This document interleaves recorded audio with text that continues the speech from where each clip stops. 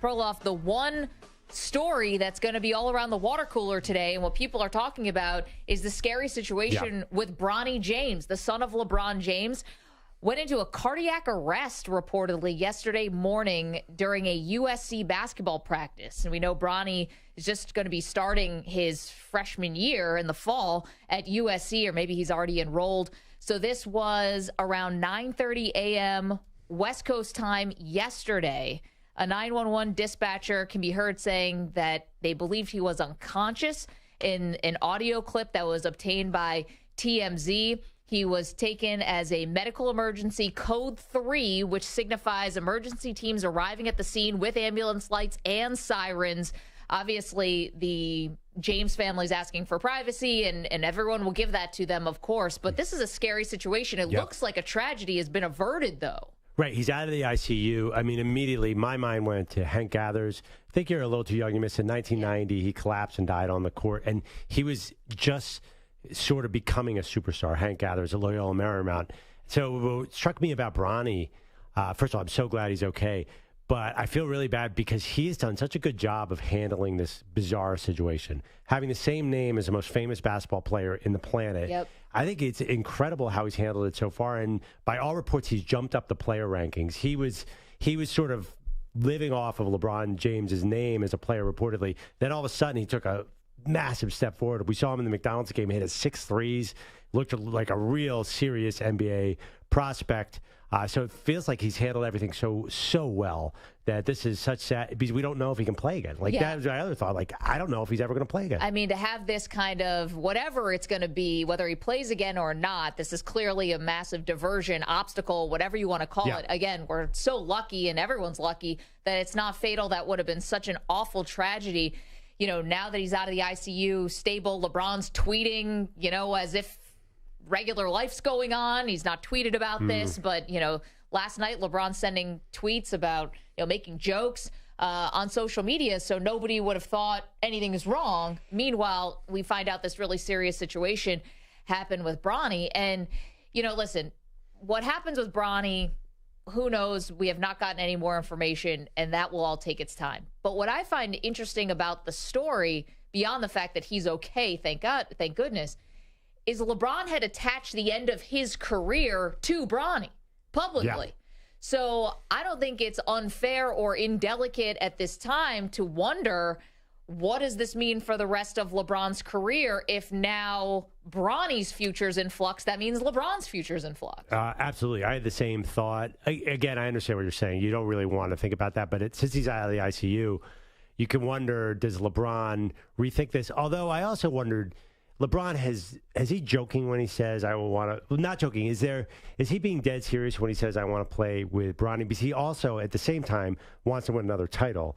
Because last week we debated LeBron versus Michael Jordan. Yeah, all week long. Yes. So I think he has 2 goals in his career: to win another title and to play with his son. So I'm not sure that those 2 goals ever fit together. He joked on social media, Atlanta, here we come. To play with Bronny and his son. Yeah, it was a mock draft that put Bronny to the Hawks. Yeah. But I always wondered if it came down to it, LeBron, would he go to a worser team that didn't have a shot to win a title? I wasn't convinced that he would leave a potential contender to play with his son. But then again, all of that is on hold now. Yeah, it's all on hold, and we'll see what happens. But interesting. Really, I think LeBron was probably hoping that he would win a title this year. I mean, they did make it to the Western Conference Finals, and then as Bronny's ready to be drafted in 2024, that perhaps then he's ready to move on. Now, that's like in a perfect world, which LeBron has made a lot of things happen to feel like a storybook in his career. Well, last year, this one's going to be tough. They had to trade for Rui Hachimura at the break just to make the playoffs. I don't know that remember the season, for most of the season, was a disaster for the Lakers. So I'm not sure he was really, until the very end when they're like, ooh, we're pretty good. I'm not sure that he was really intent on winning a title this year. I think maybe this upcoming season is for him a make or break season. I think LeBron probably thinks, ooh, we got something going at the end of last year. We can win it all this year.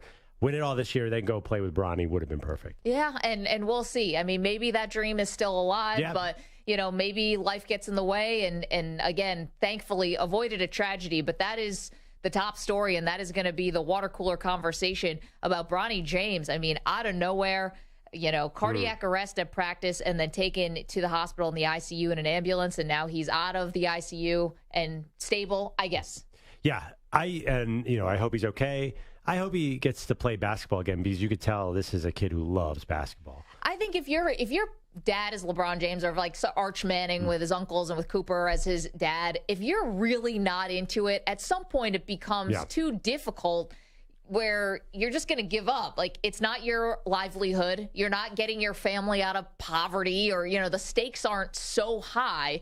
And I think at some point, if you don't love it, why wouldn't you just go on and find a different avenue, find a different passion? You're going to the best schools. You have all these amazing things at your fingertips. If you don't love it, there's so many other exit ramps where you could get off and do something else with your life. Absolutely. Although we have heard of players who are miserable their whole lives just trying to please their father. That has happened. Want to get into the psychology there? Yeah, that's happened to a lot of people. All right, everyone. Deepest, darkest secrets time. Let's open up. But there's also this weird phenomenon in the NBA where mid-level NBA players make the best son basketball players. Steph Curry's dad, Del Curry, was pretty good.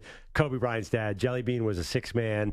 So it's not always, it's very rare to have LeBron James, a player that quality, to have his son be that great. Michael Jordan Jr. was like 4 points a game in college. Yeah. It never happens. Larry Bird, none of his kids, multiple reported kids.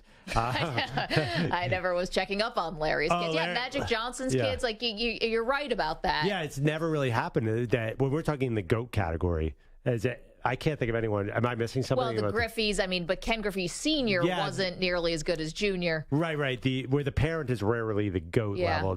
You're right. Like Ken Griffey, an all-star, he was pretty good. Barry Bonds' dad was very good. Yeah. But to have an MVP whose kid is also that good, I think it's hard. I think it can be difficult for a variety of reasons, but by all accounts, Bronny was on his way, and so at least to becoming an NBA prospect and player. Now, again, hopefully he's going to be fine. He's going to get out of this okay and go back to basketball if that's what he chooses, and if not, then I'm sure he'll find another passion. Yeah, it's just hopefully he's okay. Yeah, it's like it's health over everything.